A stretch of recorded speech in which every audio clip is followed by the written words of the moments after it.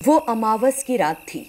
एक तांत्रिक एक नागिन को दफना रहा था और सोच रहा था, सब गड़बड़ हो गया। ये नागिन मेरे मंत्र की शक्ति को सहन नहीं कर सकी और मर गई। अगर बर्दाश्त करने की ताकत होती इसमें तो बात ही कुछ और होती। तब मैं इस पूरी दुनिया पर राज करता, लेकिन मेरी सारी मेहनत बेकार हो गई। ये सोचते हुए उसने उसे दफनाया और वहां से चला गया। फिर वो एक और नागिन को तलाशने लगा। एक दिन इसी तरह जब वो रात के वक्त नागिन की तलाश में था, वो नागिन जिसे उस तांत्रिक ने खत्म कर दिया था वहां आ गई।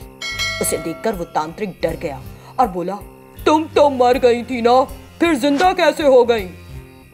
तुमने सोचा था भी कैसे कि तुम्हें मारे बिना मैं मर जाऊंगी? तुमने मुझे मारकर मुझ पर अन्याय किया। अगर मैंने तुम्हें छोड़ दिया तो तुम पता नहीं और कितनी नागिनों को मारोगे। जब नागिन उस तांत्रिक को मारने ही वाली थी, वो वहां से भागने लगा और चिल्लाया, नहीं नहीं, मुझे मत मारो, छोड़ दो मुझे। कुछ देर तक पीछा करने के बाद नागिन ने उस पर मंत्र पढ़े और वो जिंदगी और मौत के बीच झूलने लगा। मरने से पहले तुम्हें सच जान लेना चाहिए। तुम हैरान हो कि मैं वापस जिंदा कैसे हो गई, है ना? उधर देखो। तभी वहां एक औरत आई। उसे देखकर वो तांत्रिक चिल्लाया, सुशीला, क्या वो तुम हो जिसने इस नागिनी की जान बचाई है?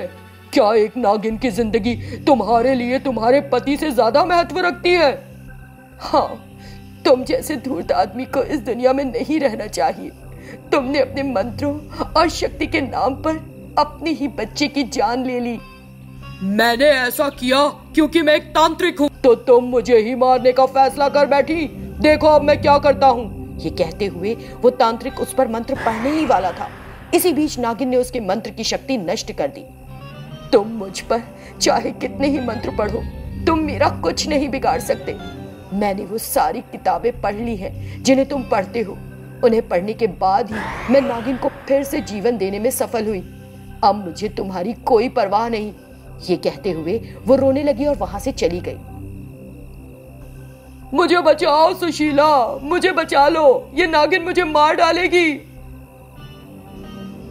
वो वापस नहीं आने वाली, तुम कितना ही पुकारते रहो। मैं जानती हूँ एक माँ के दिल को।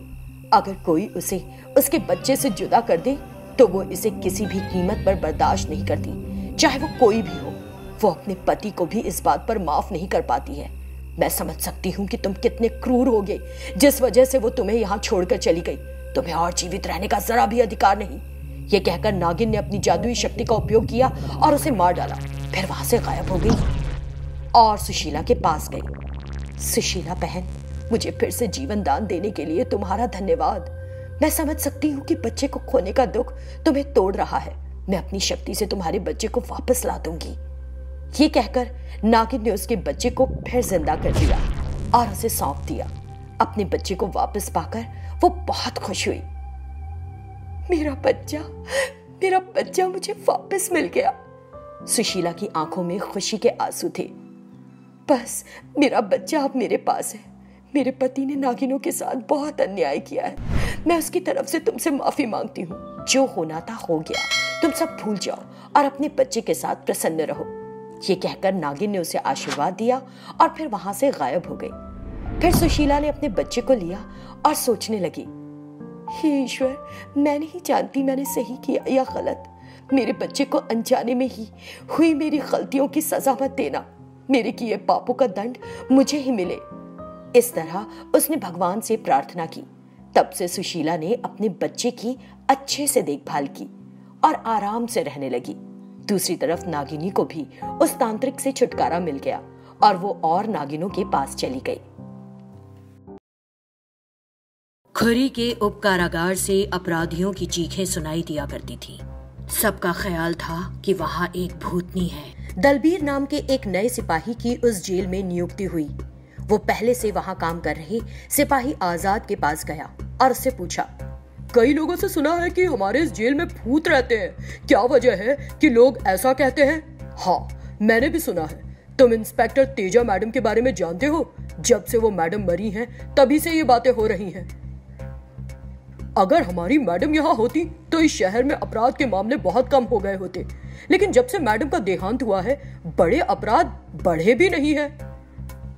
यही बात मुझे समझ नहीं आती।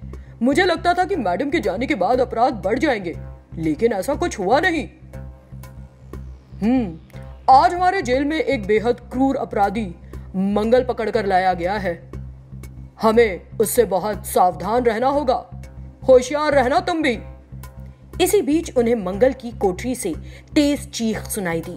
फौरन दोनों सिपाही उस तरफ दौड़े। उन्हें वहां पर मंगल मरा पड़ा मिला।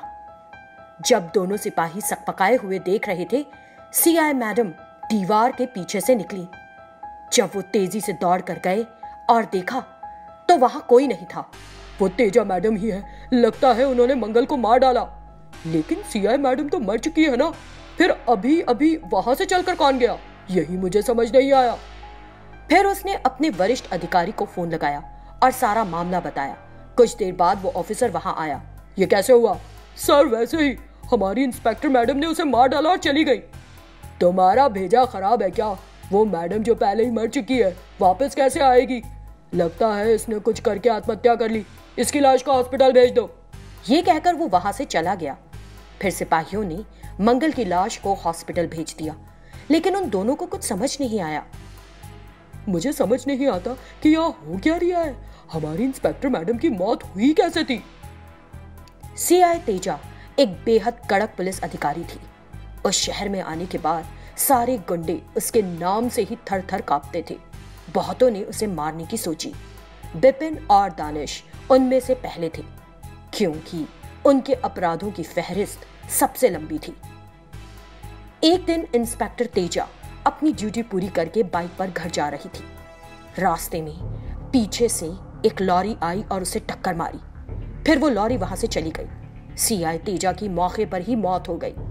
इस तरह बिपिन और दानिश ने सीआई तेजा को एक दुर्घटना बनाकर मार डाला। हमारे वरिष्ठ अधिकारी को भी तो ये बात पता है ना, फिर उन दोनों को छोड़ क्यों दिया? कि ये पैसों का लालची है ना, इसने उस मामले को दुर्घटना बताकर वो केस फाइल ही बंद कर दी।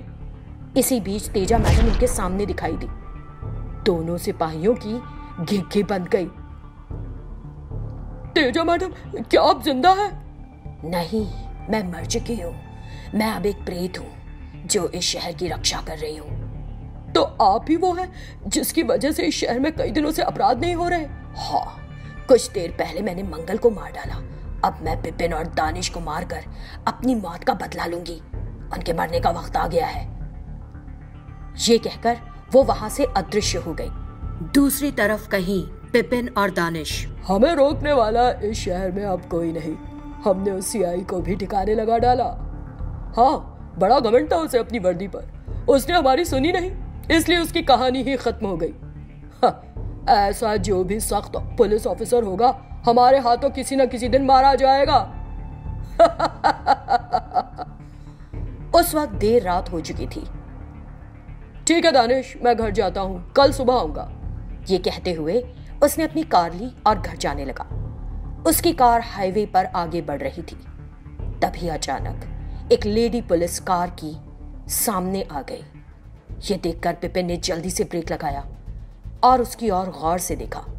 उसे पहचानने के बाद उसकी जुबान से एक लफ्ज भी नहीं निकला। उसने झट से कार का दरवाजा खोला और भागने लगा। फिर उसने दानिश को फोन लगाया। हेलो दानिश, हमें लगता था कि सीआई तेजा मर गई है, लेकिन वो जिंदा है। तुम क्या बात कर रहे हो? उसने हमारी आंखों के सामने दम तोड़ा था। हाँ, लेकिन उसने मेरी कार रोकी और अब मेरा पीछा कर रही है यार। मैं उससे बचने के लिए हाईवे पर दौड़ रहा हूँ। जल्दी आ भाई, मेरी जान बचा।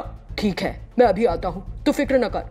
ये कहकर उसने कॉल काट दिया और वहां अपने पीए के साथ पहुंचा। इसी बीच सीआई तेजा हवा में उड़ी और बिपिन को पकड़ लिया। फिर उसे ऊपर उठा लिया। इस सब से बिपिन समझ गया कि सीआई तेजा एक प्रेत बन चुकी है और उसका कत्ल करने आई है। प्लीज मुझे मत मारो, मैंने तुम्हें मारकर भारी गलती कर दी। प्लीज मुझे एक चांस और दे दो, अब मुझे छोड़ दो। इस तरह वो गिड़गिड़ाने लगा। ठीक है, जैसा तुम कहो, ये कहते हुए सीआई तेजा की आत्मा ने उसे ऊंचाई से नीचे छोड़ दिया। बिपिन की चीख निकल गई और वो उतनी ऊंचाई से नीचे आकर गिर पड़ा। उसके सर पर गहरी चोटें आई और वो मर गया। ये देखकर सीआई तेजा की आत्मा वहां से गायब हो गई। तभी दानिश उस हाईवे पर बिपिन को देखता हुआ पहुंचा। वहां बिपिन को मरा देखकर वो बेहद डर गया। उसे उसके हाथ में एक सफेद कागज मिला। उसे देखकर उसने वो कागज लिया और पढ़ने लगा। दानिश, अब तू मरेगा। वो इंस्पेक्टर तो मर गई थी, फिर बिपिन को इतनी बुरे तरीके से किसने मारा? पीए, जल्दी से कार को एसपी के घर ले चलो, जल्दी करो। उस कार में पीए और दानिश जाने लगे। जब कार सड़क पर तेजी से दौड़ रही थी, दानिश के फोन पर कॉल आया। ये सीआई तेजा की आत्मा बोल रही थी। कहाँ जा रहे हो तुम दानिश? लगता है कि डर गए हो। ए, कौन हो तुम? हिम्मत है तो सामने आकर बात करो।